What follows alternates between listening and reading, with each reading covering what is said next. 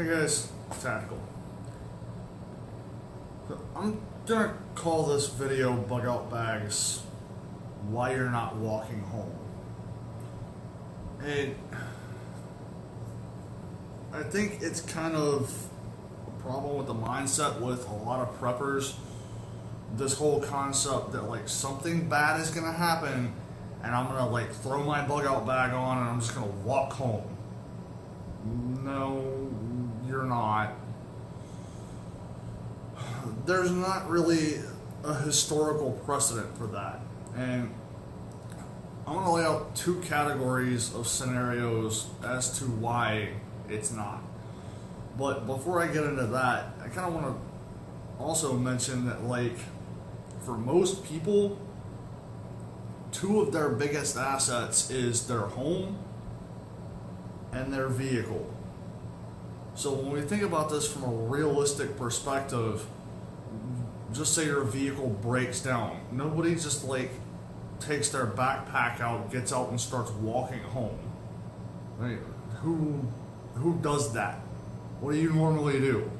Your car breaks down, you get it off to the side of the road, either you call a tow truck or you secure your vehicle and you call a friend and they come pick you up. Like, realistically, that's what usually happens in that type of scenario. But with that being said, there are a couple of historical precedents where people actually do grab whatever they have and try to walk out. And the first set of categories that I have for this is your major disasters.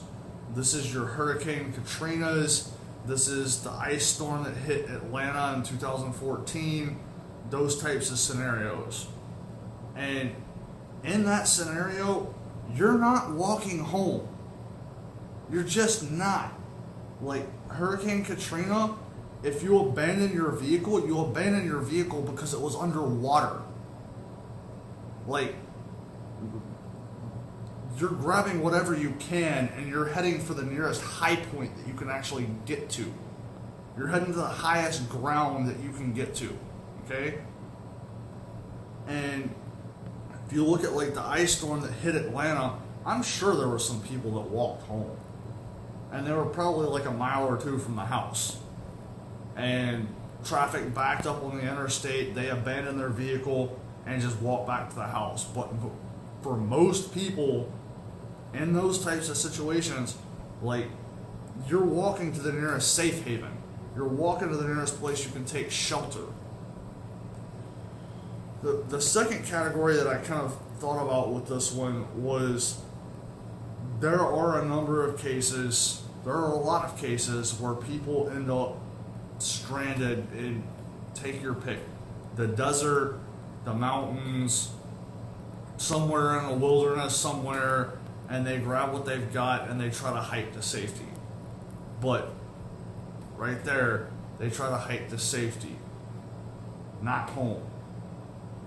And with a lot of the cases like that I've seen, most of those people weren't really prepared just to be stranded in that type of a situation, much less to try to hike out.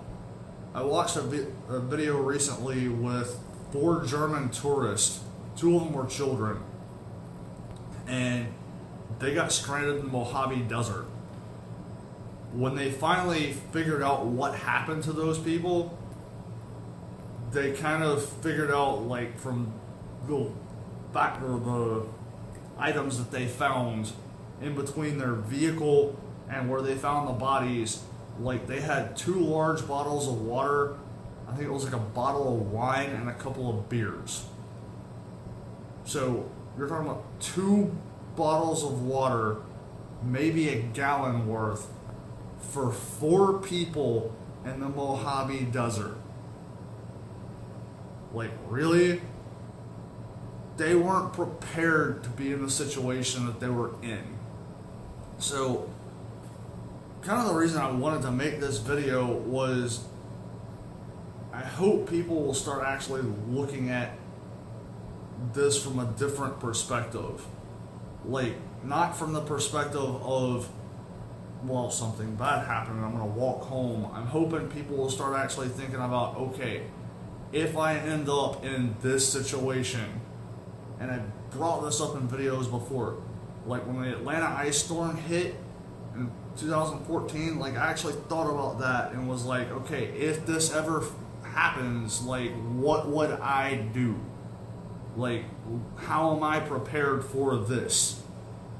So I hope that's a perspective that people will start actually thinking about this stuff from, because that's how people that do survive situations like that is generally how they survived, is because they actually put thought into it. And it's just one more final point that I'll make. I saw a documentary, this is years ago. I was probably 15, 16 at the time. But the dude brought up a point, and he said that if you think about a situation like, what would I do if my car went off of a bridge and landed in a river? If you just think about that process and what you would do, you increase your chances of survival by 60%. Now, I don't know if those numbers are factual or not, but it is a legit point. So that's kind of where I'm coming from with this one. But please put the idea out of your head that something's going to happen, you're going to abandon your vehicle, or you're going to walk home, because, like, yeah, it's just, you're not. So, anyway, till next time, guys. Bye.